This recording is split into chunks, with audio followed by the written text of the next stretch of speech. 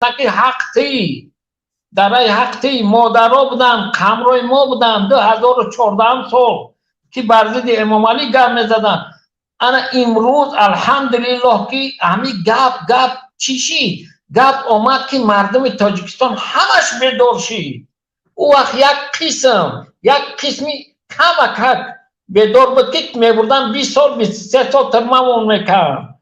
امروهای ما که شریکای ما که 2014 ساله بردن 20 سال 23 سال ترمه کردن، حالی هم در ترمه. نه که مادرها هم در قطار ما بودن. الحمدلله 2014 سال فراموش نکنید. این سال 2024 شید.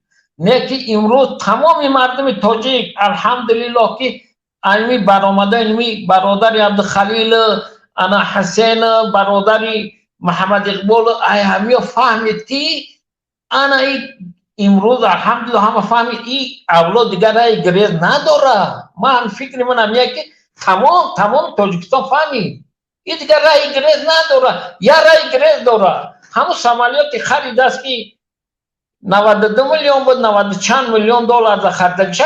هم کلمه را میتونه چند قولش میتونه میتفاوت اوی میخره خیتوی پیتوی قورای دیگراش گیجو میگریزن.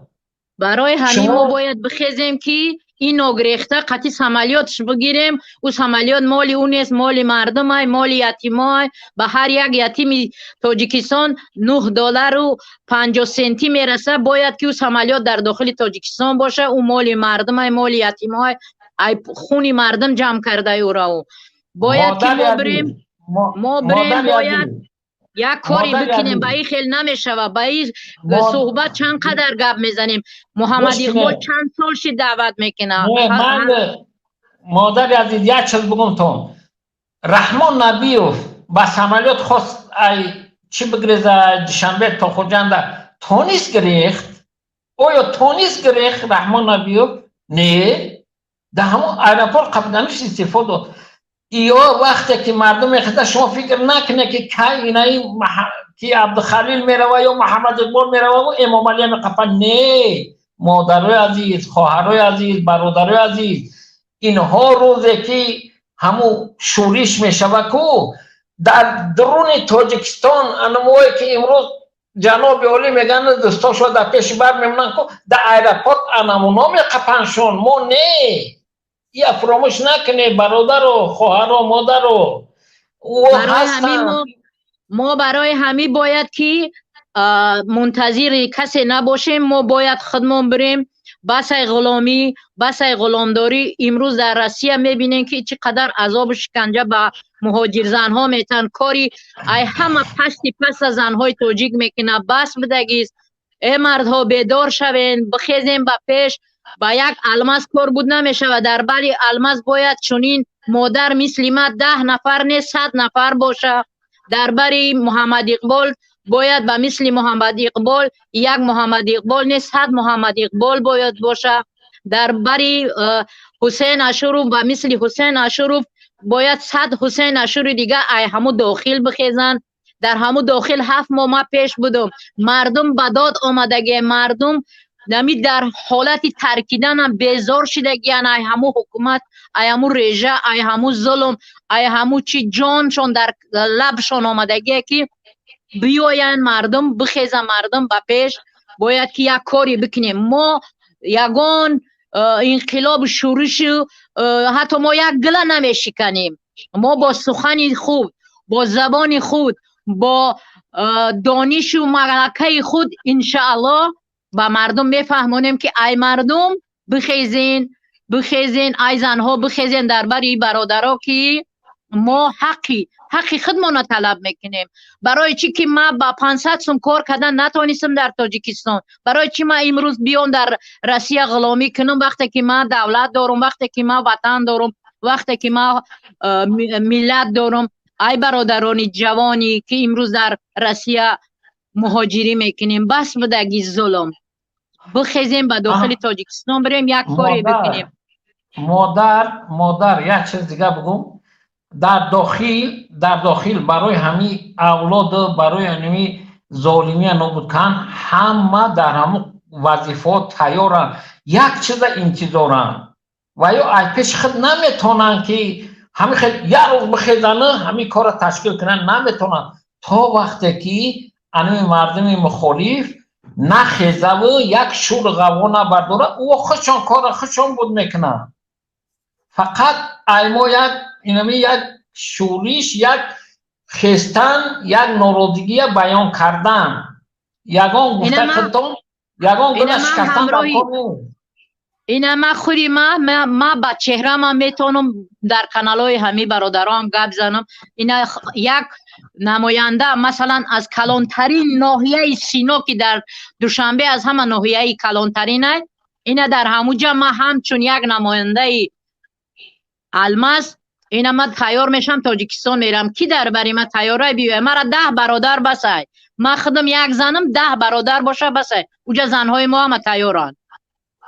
نه مادر و چهره شما برنامه نکنید. رقمای تلگرام مونه موندگین در ویدیوهای بعدی مون اگر تماشا بکنید رقم‌ها هستن، همون رقمای تلگرام دا بنویسید انشالله که خوب میشه. ما اگر همون 100 زن قطی ببرویم انشالله و رحمت ای خودش میگریزه میروه.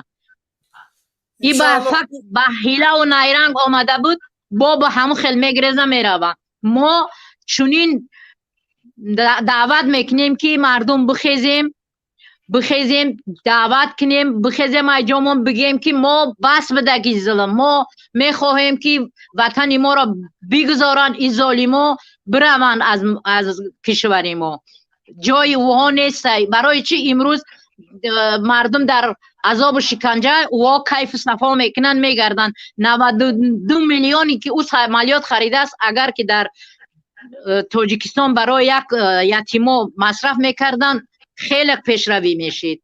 یتیما گشنه در صغیر خانه ها، حالی ما صدیقا را میبینی. بعد رفتم نبیرم ای صدیق بگیرم، گفتم همو کایکه که 25 سال پیش فرزندی ما در همو باغچه بچگانه میرفت استراحت میکرد، همو کایکه دا با نبیره ما خواه بس بدگیست عقیب رفتگی. باید که ما با پیش بریم. امروز عصر 21 است. زمانی ما زمانی استقلالیت ما آوردیم. ما سید عبدالله نوری استقلالیت آورد. امروز این مردم ما با یک چشم نگاه نکنن. مردم ما طرفداری چاپلوسی و رحمانوف نکنن. باید ما ای خدا بترسیم، فقط که ای خدا بترسیم، دیگه ای رحمانوف نترسیم. بس بدگیست ترس. ای از رایل نیست جانی ما را بگیره. جانی ما در دستی خدا ہے. اگر که جانی ما را گرفته میتونیست در مدتی که از چندین سال است که مردم مبارزه میبره کدامی هم را میتونه اوی را که برد به شهادت رساند. انشالله و به شام شهادت رسیدن و به مقصد خودشان رسیدن. چند نفرمون شهید میشیم؟ مثل ما زنها 100 نفر شهید میشه و 1000 زن دیگه آزاد میشه. باید ما برای آزادی ملت، برای آینده ملت یک کاری بکنیم. با یک روسیه بدن یگان کار بود نمیشه. یگان روسیه نمیره برای ما در تاجیکستان استقلالیت بیاره. در همین خودی روسیه ما بودم دیدم با چشم خودم که مردم گریخته رفتن ای کاری خودشون. مادر تاجیکستان با پیش خیلی مادر مبارز رنگ خودت باشن انشاءالله که تاجیکستان با پیش میشه. من تیارم. وقتی من داخل تاجیکستان شدم 100 نفر زن زیاد تیار استادگی منتظر سخنی برادران که یک امر کنن. ما تیاریم، ما زنها تیاریم. مردهایی که امروز میترسن ای حکومت فکر کنن که بعد وقتی که این برادرها گرفتن آمدن با کدام چهره با طرف این مبارزان نگاه میکنن. ما باور دارم که همون چاپلوسایی که امروز پشتیبانی ای رحمانوف میکنن همو با خودشان نرم درون یک کاری را میکنن که ما از طرز رحمانوفی کار میکردیم. برادران ما با شماییم. والله که بخیز مردم بریم همو مردم همو چاپلوسا برای ما را بسید. همو چاپلوسای همو درون خودشان با طرفداری ما را میکنن. ما با چشم خودم همی رفتگیم دیده بودم همی مردم. مادر عزیز شما ریاست گفته که بمونن وطن ما را ببرن برون، نه یا نمیمونن یا ما نمیمونیم که یا هم خیلی بمونن با این قضل مظالمی پروستا ببرن برون. این خیلی ما نمیمونیم انشاءالله. مادر عزیز خداوند نگهبان تو. در امان الله. تشکر زیاد مادر. انشالله که در رقم‌های تلگرام ما بنویسه که ما هم یک مادریم. انشالله که صحبت میکنیم با دیگر مادرها شما را پیوست میکنیم. انشالله یک کار میکنیم که رحمان فر سرنگون بکنیم. تشکر زیاد. من نمیخواهم که سطح راه یگان کاری از پیش خود تشکیل کنیم. شما امر کنین ما تیاریم. اگر بگوین سحر میریم بگین همیشه برین همیشه میریم. یک جان دارین در راه خدا میبخشیمش. امروز پگم خداوند انشالله جانی ما را میگیره. باید که ما بریم حق بریم در راه حق بریم. نه اینکه به مرگ. زنده باشه مادر، زنده باشه، سلامت باشه. این گپا رو در این دوام 10 سال بسیار آدما گفتن. در امان الله باشه و این آدما بسیار این سخنها را گفتن. نکی انشاءالله با خداوند رو شمیاره. در امان الله. ما همراه شما هستیم برادر. شما امر کنه اطیع الرسول و اطیع اولی الامر. شما امر کنه ما تیاریم ان شاء الله و رحمان. شما باشه انشاءالله مادر. ما همه دواده و من همین سببی همین حزب شدنم همینه که کمک به همین مادرها. ما حکمت ما یگان چی نمیتیه برای ما را زون کوتاه میکنه که شما قرضدار، شما باید خدمت وطن مادر کنی. من وطن مادرم چی داده؟ مکتبی به پولم داده، بودک پلیم داده. چی کارم کرده که ما برم امروز خدمت کنم؟ کدام نفرایی که جای ما رفتن خدمت کردن کانتوش نیامدگی بچه ساز بود روزی در چاه حافظی کرده میگردن. برادر عبدالقوی دین یا سازه تکمرده دین. من هم در آخر همین را گفتنی هستم که بخشش که گپ زیاد میشه. من در آخر همین را گفتنی خشا به حال مادر شما الماس که چنین فرزند مبارز به دنیا آورده است.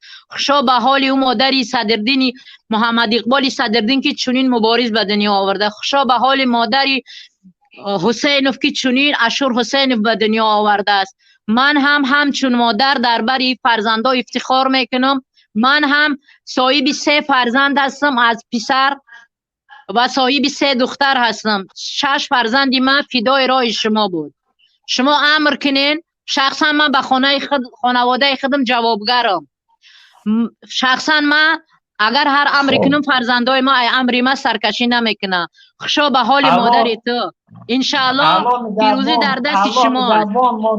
الله نگهبان باشد. شرط و ضرور نیست که یگان کس امر کنه. یگان کس شرط و ضرور نیست که یگان کس امر کنه که مادر فرزنداتا مقصد که چی که ما باید که همه کسا با عقلی خودمان کار کنیم، با فکری خودمان برای آزادی خودمان. امر یگان کس اینجا لازم نیست. سلامت باشه مادر. سلامت باشه مادر. خدا نگهبانتون. تشکر زیاد برای سخنهای نیکتون. من میخوام که دیگر مادرهای تاجیک هم میخواد جسور باشند. مادرهای عزیز، همه دواده من برای مادرهای تاجیکه. من میخوام شما زندگی خوب داشته باشه.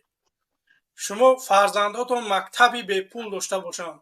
شما دخترتون به پول باشه. من همین چیزا میخوام برای شما. یا ما را دستگیری بکنین. رحمانوف در 32 سال یگان چستانه داد، یگان چستانه دادنی هم نیست. با همین خاطر خواهش میکنم که ما را دستگیری بکنین. برادران عزیز، ما را 1400 چند نفر تماشا داره. متاسفانه ما 700 لایک داریم. برادران عزیز بگذارید همون لایکاتونه. کسانی که آبونه شدگی نیسته آبونه شوید برادران عزیز. خب اینک میریم. برادر کلابی بفرمو. سلام علیکم. سلام علیکم المسعود سازی خوبی؟ تشکر. امی برادر کیوزی امی مبارزه مقصد گفت که تاجیکستان با پیش. ما امی برادر گفتنیم که تاجیکستان با پیش نه، تاجیکان کل دنیا با پیش غلبه با امام علی را نابود کردن. تاجیکستان